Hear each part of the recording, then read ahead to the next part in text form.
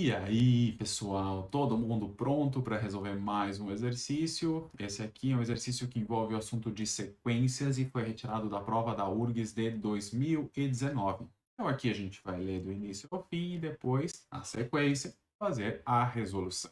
Então começa dizendo que desde a Grécia Antiga, sabe-se que a soma dos números ímpares consecutivos a partir do 1 é sempre um quadrado perfeito. E aí nós temos alguns exemplos. Se nós somarmos um número ímpar, então começando do 1, o resultado dá 1, que é a mesma coisa que 1 ao quadrado. Se nós somarmos os dois primeiros números ímpares, começando do 1, então 1 mais 3 dá 4, que é a mesma coisa que 2 ao quadrado. 1 mais 3 mais 5 são os três primeiros números ímpares somados, o resultado dá 9, que é a mesma coisa que 3 ao quadrado. Então, observem a relação que existe aqui. Se eu somar os três primeiros números ímpares, o resultado dá 3 ao quadrado.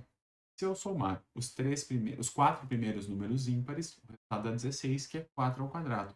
E o que está querendo aqui é determinar a soma de todos os números ímpares menores do que 100. Então vamos observar, eu vou escrever agora numa notação parecida com o que nós tínhamos aqui em cima, que nós temos que somar o 1, o 3, o 5, até o último número ímpar, que é menor do que 100. Então, no caso, é o 99.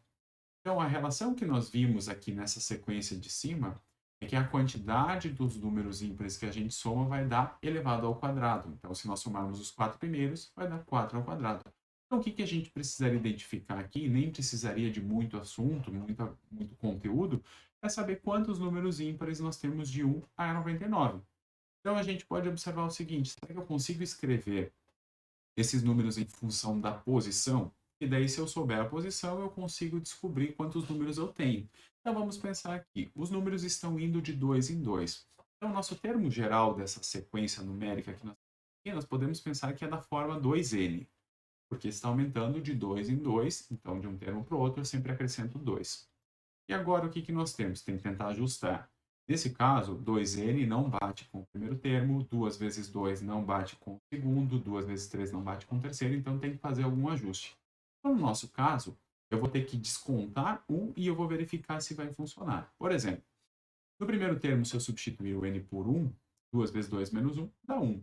Se o n for 2, 2 vezes 2, 4, menos 1 dá 3. N igual a 3, 2 vezes 3 dá 6, menos 1 dá 5.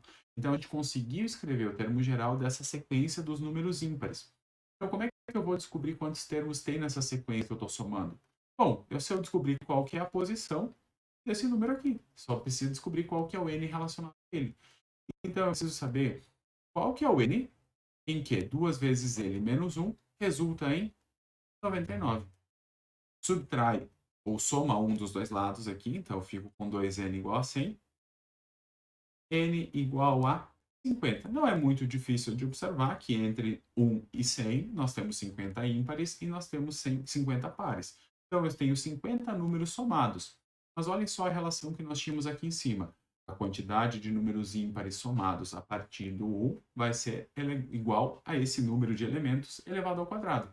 Então, se nós temos 50 números aqui somados, números ímpares a partir do 1, o resultado vai ter que ser o número de termos elevado ao quadrado. Por isso que aqui a gente pode fechar a alternativa C.